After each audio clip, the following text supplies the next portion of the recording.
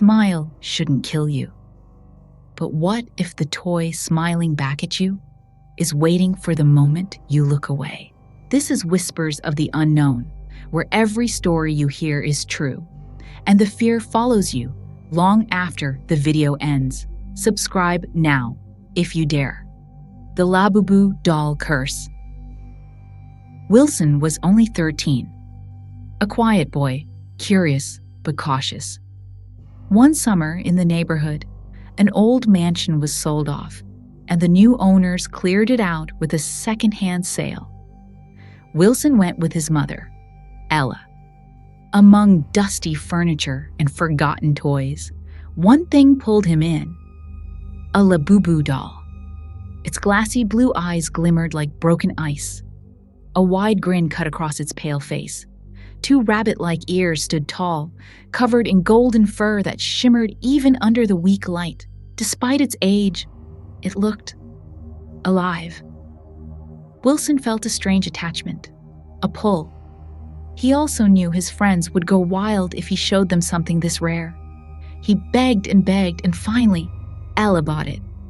Back home, he placed the Labubu doll on his shelf and sat down for homework. But every time he looked up, that grin seemed wider, as if it was inviting him closer. Unable to resist, Wilson got up and held it. The air felt heavier. Just then, his mother called from downstairs. He set the doll back. The moment he stepped away, a heavy metal trophy crashed down from the top shelf, right where his head had been. 1 second slower, and his skull would have split open. He froze, heart pounding, then quickly shoved the trophy back, pretending nothing happened. But that was only the beginning. In the following days, the house itself seemed to betray them. Light bulbs burst without warning. Glass windows cracked in spiderweb patterns. Objects slid from shelves with no one near. Every time Wilson played with the doll, something broke. And worse, its grin was stretching wider. He told his father. At first, his father brushed it off as childish imagination. Still, to calm him, he promised to take the doll away the next day and dump it. That night, Wilson woke to a loud crash and his father's scream. He opened his eyes to see the doll lying inches from his face, smiling directly into his eyes. Panicking, he threw it aside and ran. On the staircase, he found his father crumpled at the bottom, blood pooling around his head.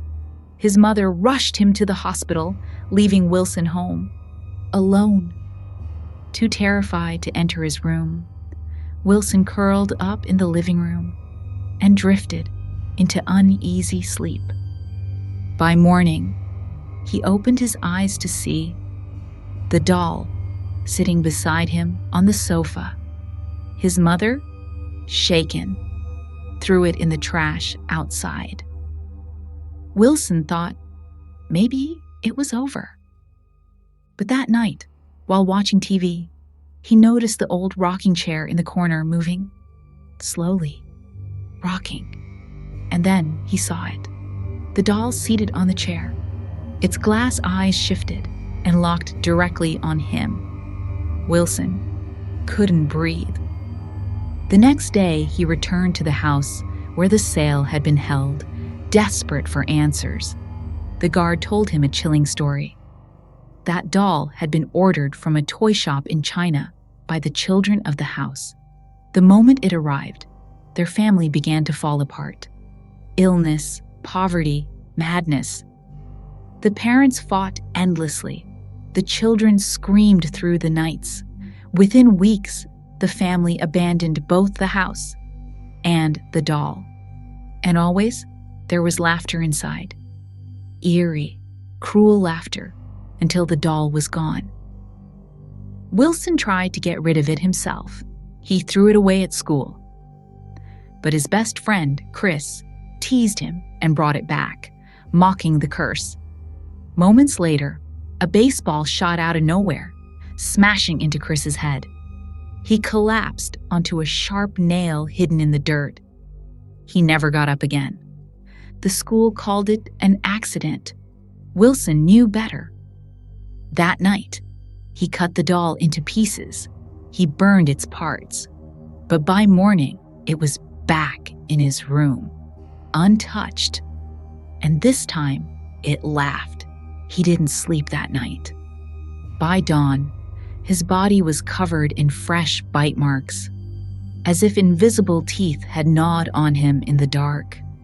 His parents finally believed. They called a priest. The moment the priest laid eyes on the Labubu doll, his face went pale. "This is no toy," he whispered. "This is an evil entity."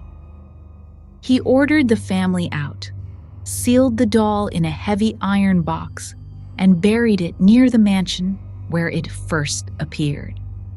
Relief washed over Wilson. But the next day, news came. The priest had died in a sudden car crash.